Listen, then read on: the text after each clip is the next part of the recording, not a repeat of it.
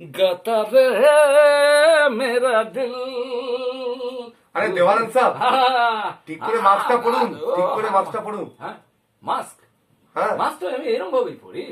আরে ঠিক করে পড়ুন। ও, হ্যাঁ, এই করোনার বাজারে আপনি এভাবে মাস্ক পরে রয়েছেন। বাজারে রাস্তায় সবাই এরকম ভাবে মাস্ক পরছে, তুই মেরি মঞ্জিল। তাহলে কি করবো বলুন?